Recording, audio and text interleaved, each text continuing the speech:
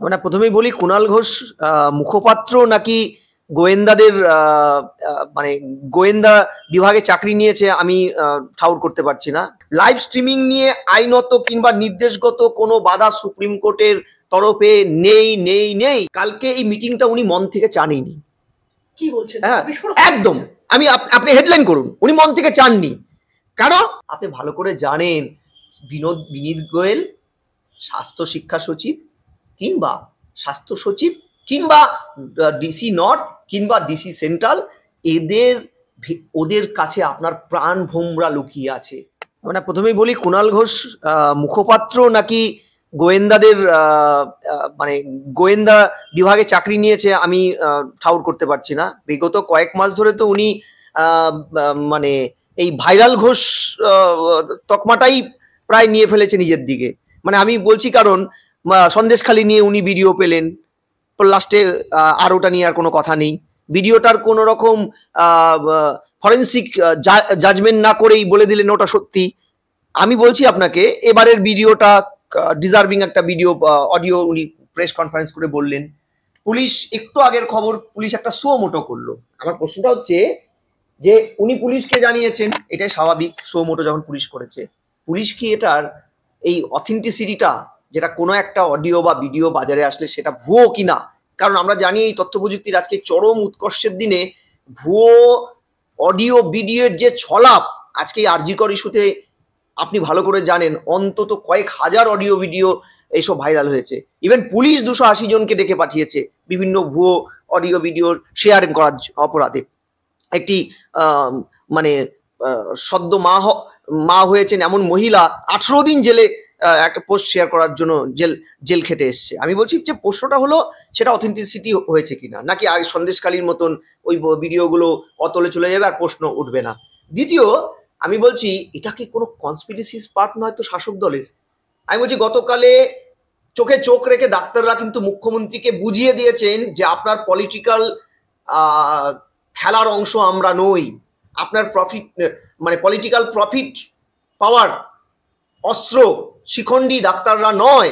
তাই তারা সই করেও কিন্তু ভেতরে যায়নি, ওরা বেরিয়ে চলে এসছে। কারণ লাইভ স্ট্রিমিং বাধ্যতামূলক সুপ্রিম কোর্টের অর্ডার বা 2006-এর তৎকালীন যিনি স্পিকার ছিলেন সোমনাথ চট্টোপাধ্যায়, তিনি যে লোকসভা রাজ্যসভার ভেতরে অভ্যন্তরে প্রথম ভিডিও টিভি চালিয়ে টিভির সূচনা করে উনি বলেছিলেন জনগণের জানার অধিকার আছে বিধানসভায় বা লোকসভার ভেতরে কি হচ্ছে। আমি বলছি যে এইগুলো তো সংবিধানের অংশ, সংবিধানের 19 নম্বর, সংবিধানের 21 নম্বর ধারা আমাদের দাবি, আমাদের ন্যায্য দাবি। আমি বলছি এই এত কিছুর পরে কুণাল যখন সরকার রীতিমতন কোণঠাসা, এই আন্দোলনটা সরকারের সত্যিকারের মাথা ব্যথার কারণ হয়ে দাঁড়িয়েছে এই মুহূর্তে, একে ভাঙতে গিয়ে এমন তো হবে না যে পুলিশ আজকে সুও মোটো করলো, কালকেই পুলিশ জানিয়ে দিল যে ওখানে মিটিং মিছিল আর করা যাবে না, হাঁটাও ওঠাও, ওদের লাইফ থ্রেট হয়ে গেছে, রেস্ট্রিক্টেড জোনে আমাদের টেক ওভারে আন্দোলন করতে হবে, কিংবা যে যার মতন বাড়ি যাও, সিচুয়েশন নর্মাল হলে আবার আন্দোলনটা করবে। এই ধরনের কোনো একটা ঘটনা পুলিশ প্রশাসন বা দুর্বিনীত গোয়েল যদি করে ফেলে আমি আশ্চর্য হব না। কারণ একাধিকবার আমরা দেখেছি লাস্ট 13-14 বছর এই সরকারের সময় যোগ্য চাকরি প্রার্থীরা যখন ধর্ণা মঞ্চ তৈরি করেছিল গভীর রাতে লাইট নিভিয়ে, তাদের উপরে লাঠিচার্জ কিংবা বিভিন্নভাবে বিভিন্ন অজুহাতে তাদের ধর্ণা মঞ্চ ভেঙে দেওয়া, কিংবা এই আরজিকর ইস্যুতেই 14 তারিখ গভীর রাতে যে ফোর্স এসে ধর্ণা মঞ্চটা ভাঙচুর করলো, সাথে হাসপাতাল ভাঙচুর করলো, সেমিনার হল অব্দি ওরা যাবে বললো, আমরা দেখালেন। এই মেকানিজমের পার্ট তো নয় কুণালবাবুর এই অডিও ভাইরাল। না হলে সুও মোটো মামলা আজকে 35-36 দিন হয়ে যাওয়ার পরে সুও মোটো মামলা পুলিশ কটা ইয়েতে করেছে? একটাও না।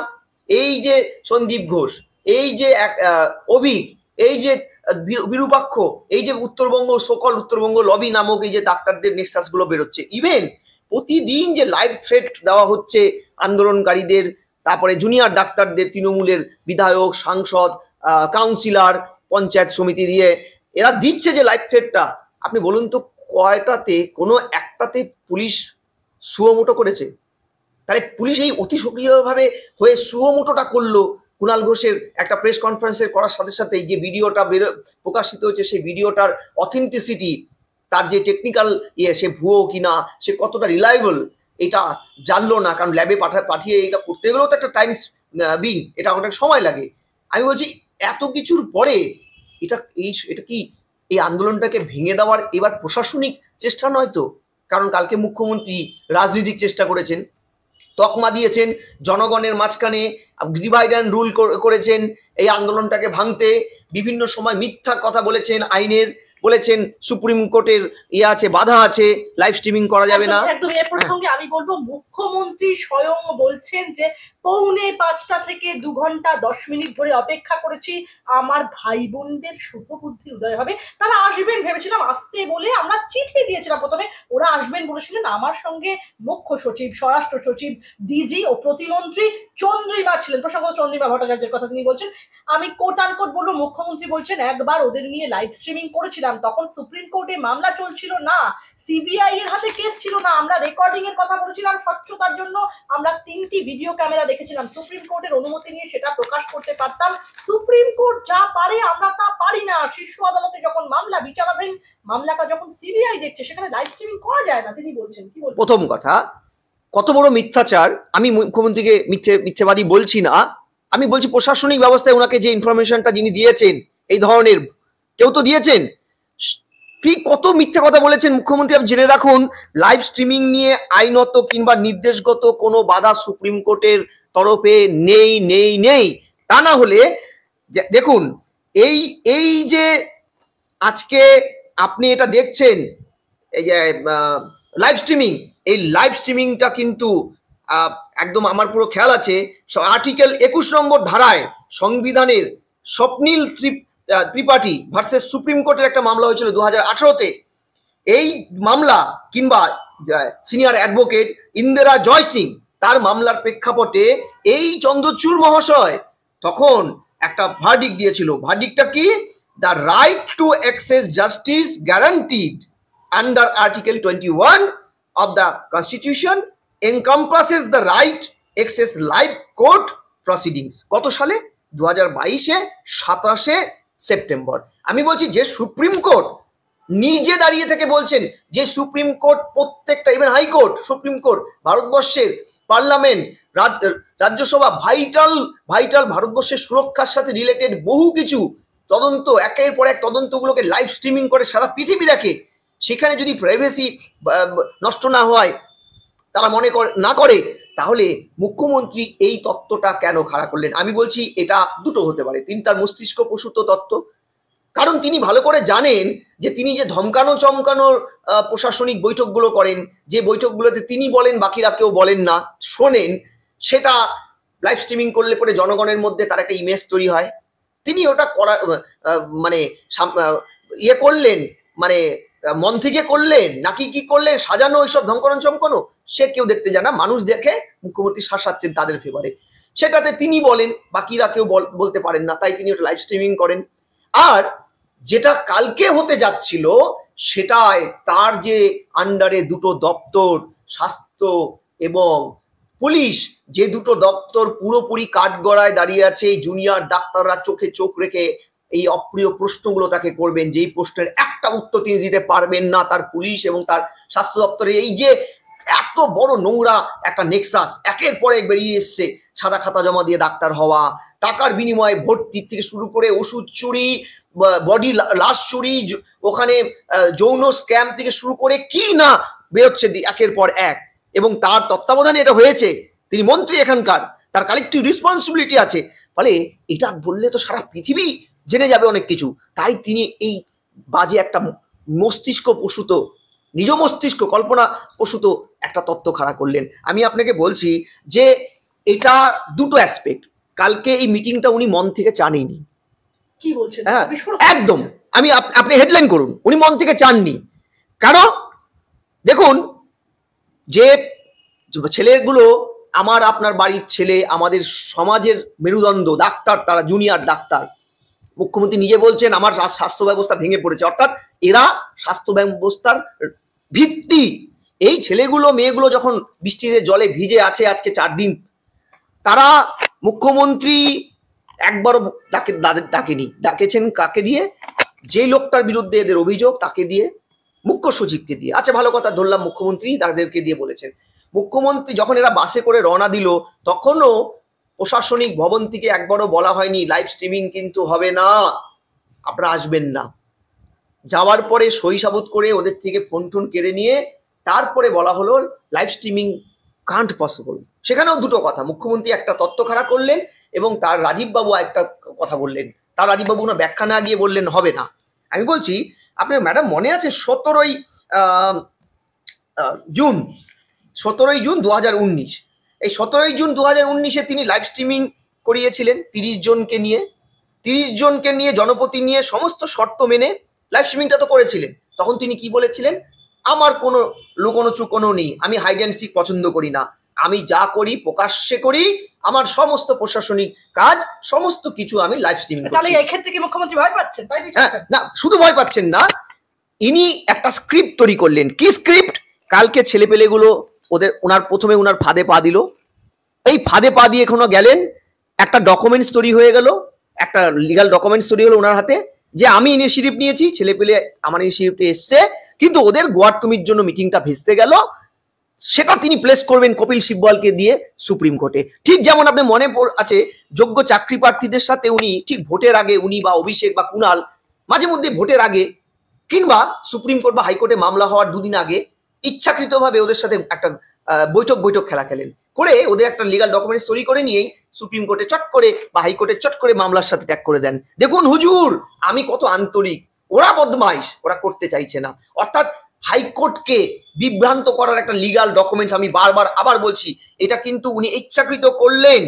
আমি আরেকটা জিনিস আপনাকে বলি, যে এখানে আরেকটা জিনিস, ধরুন কালকে ওনার শর্ত মেনেই ভিডিওগ্রাফির শর্তে ঢুকে পড়তো ছেলেপেলেরা, উনি মিটিংটা করতেন 3টে ভিডিওগ্রাফি, উনি একটা প্রেস কনফারেন্স করেছেন শেষে কালকে, খেয়াল করবেন আমি তো ভিডিওগ্রাফি করতে চাইছিলাম, ওরা চাইলে সুপ্রিম কোর্টের নির্দেশে ভিডিওটা আমি দিতাম।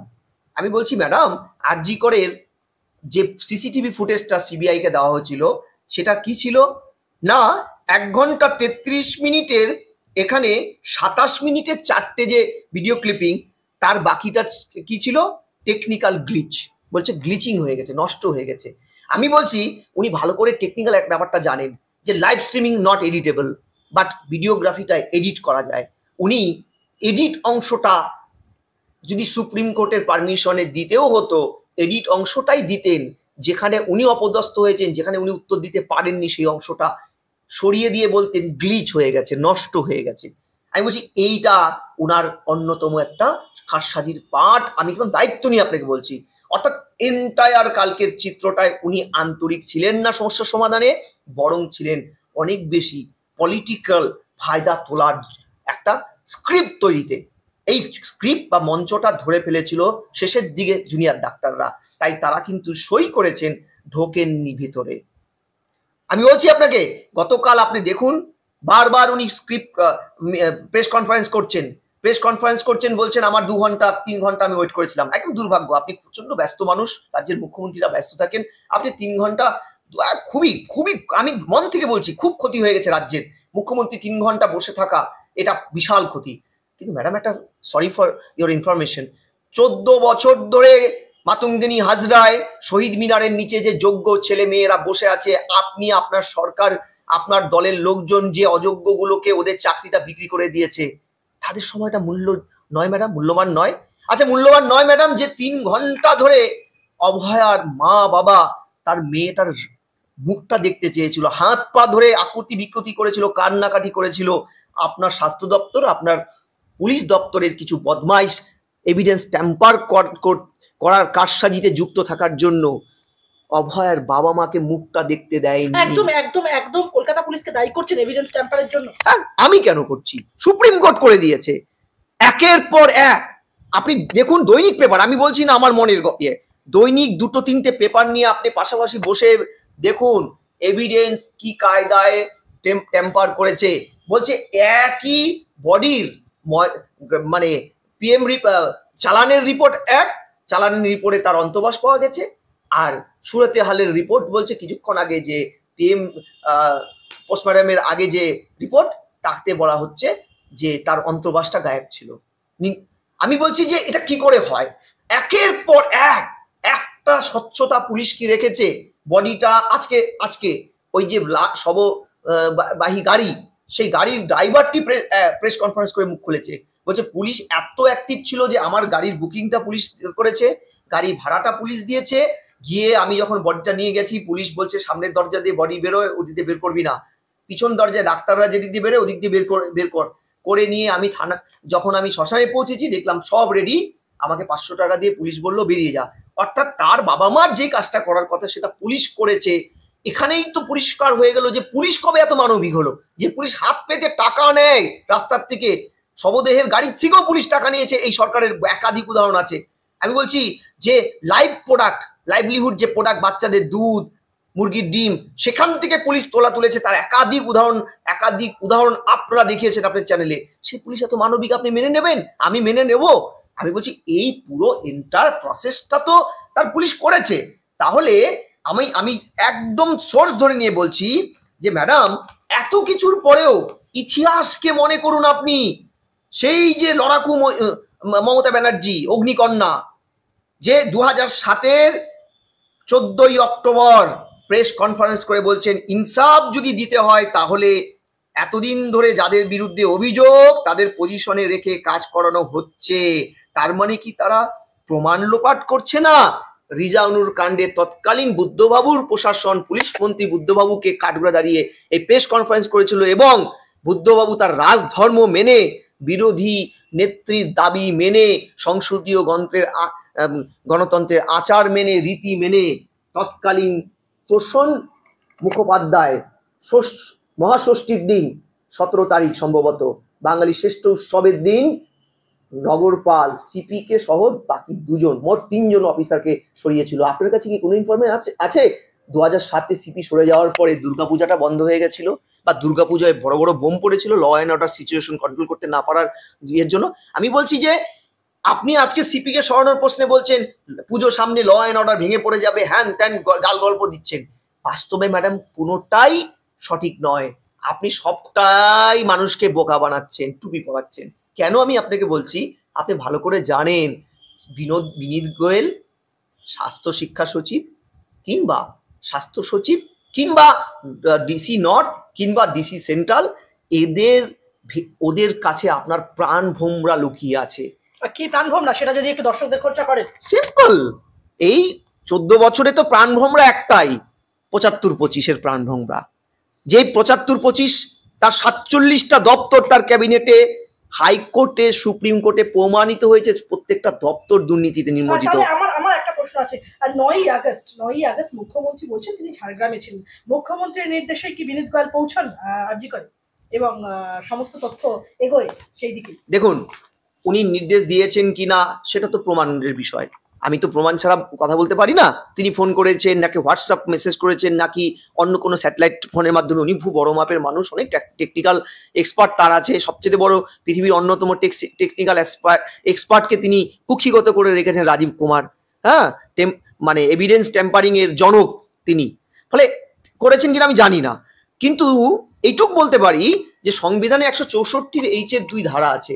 সেখানে তার নেতৃত্বাধীন ক্যাবিনেটের কোনো দপ্তর, ইভেন সরাসরি তিনি যদি কোনো দপ্তরটার দায়িত্বে থাকেন, সিএম ক্যাবিনেটের মাথা, সে যদি এই দুর্নীতির দায়ে প্রমাণিত হয়ে যায় তাহলে কালেকটিভ রেসপন্সিবিলিটি হচ্ছে সিএম এর বা সেই দপ্তরের যিনি মন্ত্রী তার।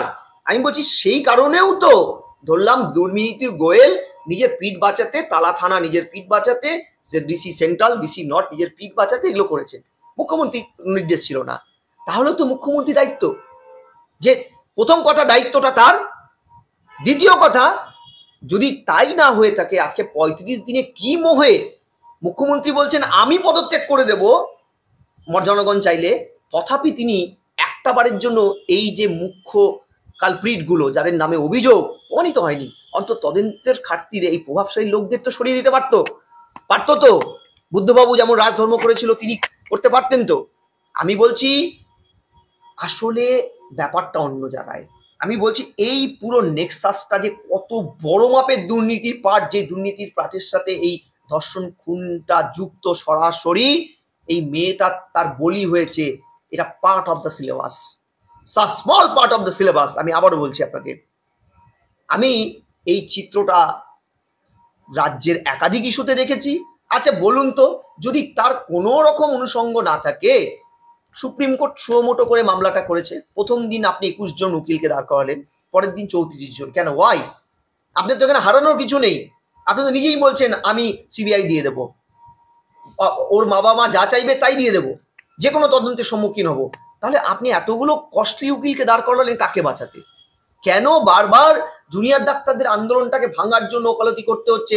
আপনার উকিল 34 জন উকিলের একজন ওকালতি করেনি ধর্ষণ ও খুনের আসামিদের ধরার ব্যাপারে সুপ্রিম কোর্টে। কেন কেন পুরো ব্যাপারটাকে কেচিয়ে দিচ্ছেন? কেন 27 জনের মৃত্যু হয়েছে চিকিৎসার অভাবে? এই তো আজকে নর্থ বেঙ্গল মেডিকেলের সুপার প্রেস কনফারেন্স করে বলেছে বিনা চিকিৎসায় নর্থ বেঙ্গল মেডিকেলে অন্তত একজনও মরেনি। আমি বলছি তারপরেও আপনাকে এই যে ভাঙার একটা আন্দোলনটাকে ভাঙা, জনবিচ্ছিন্ন করা, ডাক্তারদের শ্রেণী শত্রু পরিণত করার একটা খেলায় খেলতে হচ্ছে এমনভাবে যে জনগণের ট্যাক্সের টাকায় আজকে আপনার ওই সকল 27 জন কারা মারা গেছেন, কি কারণে মারা গেছেন? এই জুনিয়র ডাক্তারদের স্ট্রাইকের জন্য, যারা টোটাল ডাক্তার স্ট্রেংথের মাত্র 0.5%, তাদের জন্য মরে গেছে। এইটা তদন্ত না করেই আপনি সংবাদপত্রের তথ্যের ভিত্তিতে তাদেরকে 2 লাখ টাকা করে দেবেন সিদ্ধান্ত নিয়েছেন। আসলে টাকাটা দিচ্ছেন না, ফরকে দিচ্ছেন মানুষকে। দেখেছো, আমরা ওদের পাপের দায়টা আমরা নিচ্ছি। আমি বলছি মুখ্যমন্ত্রী কালকে প্রেস কনফারেন্সটা ভালো করে দেখুন, তিনি বারবার বলছেন জনগণ ডাক্তারদের পাশে আছেন। দেখুন এই ডাক্তাররা সমস্যার সমাধান চাইছে না, আমার সিংহাসন, আমার চেয়ার, আমাকে পদত্যাগ করাতে চাইছে, ওরা আমার চেয়ারের দিকে তাকিয়ে আছে। আমি বলছি ওদের 5 দফা দাবি থেকে মুখ্যমন্ত্রী একটাবার কোথাও দেখেছে যে চেয়ারের দাবিটা আছে? আমি তো দেখিনি। আমি বলছি ওদের দাবিটা কি ম্যাডাম অন্যায্য? আপনি তো এই দাবিটাই করেছিলেন বামেদের সময় একাধিকবার, অন্তত কয়েক ডজন বার আপনি আপনার বিরোধী নেত্রী থাকাকালীন মুখ্যমন্ত্রী করেছেন। ইভেন সরকারের সাথে রিলেটেড নয় এমন ইস্যু, কোথাও বাচ্চা মারা গেছে অ্যাক্সিডেন্টে, বেহালায় একটা শিশু মারা গেছিল, তখনও আপনি সিএম এর পদত্যাগ দাবি করেছিলেন। এটা তো পার্ট অফ দ্য পলিটিক্স।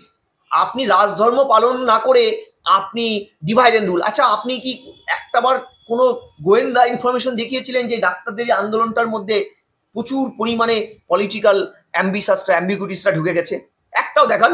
বরং এই ডাক্তারদের মুভমেন্টটা কতটা অরাজনৈতিক যে রাজনীতির নেতারা ওখানে ঢুকতে গিয়ে রুটি সেকে খেতে গিয়ে প্রতিদিনই প্রায় গো ব্যাক স্লোগানের সম্মুখীন হয়েছে। আপনার গোয়েন্দা রিপোর্ট নেই? আমরা তো আমাদের এই দুটো চোখ দিয়ে দেখতে পাচ্ছি। স্যার একটা প্রশ্ন আমাকে করতেই হবে।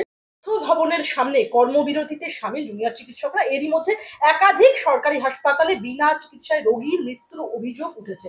এবার সরকারি হাসপাতালে বিনা চিকিৎসায় মৃত রোগীর সংখ্যা 29। পরিবারকে ক্ষতিপূরণ দেওয়ার কথা ঘোষণা করেন মুখ্যমন্ত্রী মমতা বন্দ্যোপাধ্যায়। মৃতদের পরিবার পিছু 2 লক্ষ টাকা করে ক্ষতিপূরণ দেওয়ার কথা জানিয়েছেন মুখ্যমন্ত্রী মমতা বন্দ্যোপাধ্যায়। কি বলবেন? না আমি তো বললাম এইটা ডিভাইড অ্যান্ড রুল। আমি বলছি প্রত্যেকটা মৃত্যু দুর্ভাগ্যজনক। প্রশ্নটা হচ্ছে আপনার উকিল কপিলজি সুপ্রিম কোর্টে কি হলফনামা দিলেন? হলফনামাটা কি? হলফনামাটা হচ্ছে যে 23 জন পেশেন্ট, সেদিন 23 ছিল, আজকে আপনার কথা অনুযায়ী 29, 23 জন patient, 23 patients have lost their lives due to absence of doctors and 6 lakh persons have been denied treatment. He said that the doctors' protest has paralyzed the health system. No residential doctors are attending the outdoor patient department. আমি বলছি কপিল সিব্বল সেনটা কি বলেছিল? বিভিন্ন media source থেকে, paper পত্রিকার থেকে আমরা খবর পেয়েছি। আচ্ছা আপনি বলুন তো, যে মিডিয়া বা পেপার কাটিং এর খবর কি কোনোদিনও আইনি ডকুমেন্টস হয়? প্রথম যদি হয়ই, তাহলে এই সরকারই কোভিডের সময় যখন কোমরবিডিটিতে রাজ্যে প্রচুর মৃত্যু হচ্ছে, এই পত্রিকাগুলো ছাপিয়েছিল বলে পত্রিকাগুলোর উদ্দেশ্যে সিএম বলেছিল পত্রিকাগুলো ভুল ছাপাচ্ছে, এই তথ্যগুলো ভুয়ো। আমি বলছি এত বড় পত্রিকা প্রেমী হয়ে গেলেন মুখ্যমন্ত্রী রামনাথ, কেন? কারণ এক্ষেত্রে তার পলিটিক্যাল অ্যাম্বিশনটা আছে বেশি মাত্রায় মৃত্যু দেখানো। আরেকটা কথা, যে ধরলাম এই মৃত্যুগুলো সত্যিকারেরই হয়েছে এবং হয়েছে এই 0.5% জুনিয়র ডাক্তারদের এই স্ট্রাইকের জন্য। আমি বলছি আপনি তদন্তটা কমপ্লিট করে একটা শ্বেতপত্র বের করুন, আপনি দিন, 2 লাখ দিন, 5 লাখ দিন, দিন না। যদি মনে হয় এদের জন্য এটা হচ্ছে, তাহলে আপনার কাছে সাফিসিয়েন্ট আইন আছে, সে আইনটা অ্যাপ্লাই করুন। স্যার এ প্রসঙ্গে বলবো, বিশিষ্ট চিকিৎসক যারা সিনিয়র চিকিৎসক, তাদের মধ্যে থেকে কেউ কেউ বলছেন আমাদের রাজ্যে টোটাল যে চিকিৎসকের সংখ্যা তা প্রায় 93,000, এবং এখানে জুনিয়র চিকিৎসক মাত্র 7,500, এবং রাজ্যের যে 245টি টোটাল সরকারি হাসপাতাল, তার মধ্যে মোট 26টি মেডিকেল কলেজ, এই পরিসংখ্যান তারা দিয়ে দিচ্ছেন। তারপরেও কি করে মুখ্যমন্ত্রী এরকম কথা? শুনুন, উনি এই স্ক্রিপ্টগুলো তৈরি করেন, সোশ্যাল নেটওয়ার্কের যুগে জনগণ কিছুটা হলেও এগুলো জানতে পেরেছেন, কিন্তু এটা শহুরে জনগণ, উনি ভালো করে জানেন ওনার যে ভোট ব্যাংকটা সেটা গ্রামের ভোট ব্যাংক। এই গ্রামের কটা লোক এই তথ্যগুলো জানেন? আপনারা দায়িত্বশীল সংবাদপত্র, ইউটিউব চ্যানেল, আপনারা এইটাকে আজকে স্প্রেড করছেন। আমি আপনাদের এই চ্যানেলটা বহু জায়গায় ভাইরাল হয়, আপনারা স্যাটেলাইট চ্যানেলের থেকে অনেক বেশি স্ট্রং প্ল্যাটফর্ম বলার। আপনাদের চ্যানেলের মাধ্যমে বলছি যে এই সঞ্চালিকা মহাশয়া যা কথাটা বললেন, মাত্র 26টি মেডিকেল কলেজ রাজ্যে, যেখানে এই আমাদের ট্রেনি ভাইরা যারা ডাক্তার নয়, ট্রেনি, মুখ্যমন্ত্রী যাদের বলেছে তারা নাকি ওই কি করেন, অপারেশন করেন, যারা নাকি হার্ট অপারেশন করেন। তারপরে যেন কি বলেছেন কালকে মুখ্যমন্ত্রী, মানে খুব সুন্দর লাগলো আমার, আমি কোনোদিন শুনিনি, ক্যাথিলক নাকি ক্যাথিল্যাক, যেটা মেডিকেল সায়েন্সের ভাষায় কোথাও নেই, তারা এইসব করেন। আমি আপনাদের চ্যানেলের মাধ্যমে বলছি, জুনিয়র ডাক্তাররা পুরোপুরি ডাক্তার নয়, ওরা অ্যাকম্পানিশ, ওরা স্টাইপেন্ড পায়, বেতন পায় না, ওরা কাজ শিখতে এসেছে, কাজ করতে নয়। এই পরিস্থিতিতে ওরা অ্যাবসেন্ট থাকলে কিন্তু অপারেশন আটকে যাবে, এই তথ্যটা মুখ্যমন্ত্রী দিচ্ছেন ভুল বা জেনে বুঝে ভুল। এর পেছনে রহস্য একটাই, মানুষকে ভরকে দিয়ে এদেরকে শ্রেণীশত্রু তৈরি করো। কারণ উনি কালকে বারবার বলছেন এই আন্দোলনটার জীবন কাঠি হচ্ছে মানুষের স্বতঃস্ফূর্ত এই ডাক্তারদের পাশে থাকা। আপনি খেয়াল করুন, আজকে ধর্ণা মঞ্চে আপনি একাধিকবার গিয়েছেন, আমিও আজকে সকালে গিয়েছি। আমি বলছি ওদের দুহাতে জনগণ যেভাবে ওদের পাশে দাঁড়িয়েছে, রোদে জলে ভিজে থাকা ওদের বা পাশে, ওরা নিজেরা হাত জোর করে বলছে আর খাওয়ার পাঠাবেন না, আমাদের উদ্বৃত্ত প্রচুর খাবার, ওই খাবারগুলো ওরা গরিব মানুষের মধ্যে ডিস্ট্রিবিউট করছেন ফেলে না দিয়ে। আমি বলছি এই আন্দোলন ভারতবর্ষ কবে দেখেছিল? বাংলা ছেড়ে দিন, বাঙালির যে স্পাইনাল কর্ড নষ্ট হয়ে যায়নি, বাঙালি যে মনস্তাত্ত্বিক লড়াইয়ে বিপ্লবী রাজনীতিতে এখনো সিদ্ধহস্ত, আজকে তো এই আন্দোলনে প্রমাণিত। মুখ্যমন্ত্রী এটাই ভয় পাচ্ছে। মুখ্যমন্ত্রী বলছেন উৎসবে ফিরতে, কোন দিকে মোড় ঘোরাতে চাইছেন? হ্যাঁ, উৎসবে ঘোরাতে চাইছেন। ঠিক হিটলার যেমন বলেছিলেন, মনে পড়ে হিটলার বলেছিলেন যে women's go back to kitchen, back to kitchen. মহিলাদের বলেছিল ব্যাক টু কিচেন, তোমাদের সমাজে কন্ট্রিবিউশন কি, তোমরা কিচেনে যাও। যে কোনো স্বৈরাচারী সরকার এইভাবেই মানুষকে ভুলিয়ে দেয়। আচ্ছা, আমি বলছি আপনাকে কে বলেছে যে উৎসব আমরা করছি না? আমরা তো উৎসব করছি, প্রতিবাদের উৎসব, জনগণ প্রতিবাদের উৎসব করছে, এটা উৎসব আমরা নিজেরা মন থেকে মেনে নিয়েছি। দ্বিতীয়, ম্যাডাম, উৎসব কোনো জাতির উৎসব, কোনো একটা লোক সে যত বড় জননেতা নেত্রী হোক, তার বলার অপেক্ষা রাখে না। উৎসব স্বতঃস্ফূর্ত মিলনের জায়গা। আপনার রাজনৈতিক জীবন, আপনি জন্ম বা আপনার দল জন্ম বা ভারতবর্ষের রাজনীতির দলগুলোর জন্মের বহু যুগ আগের থেকে শারদীয়া উৎসব পালিত হয়। আমার ঘন কালো চুলের রহস্য, এনপির ফার্মেট। আমার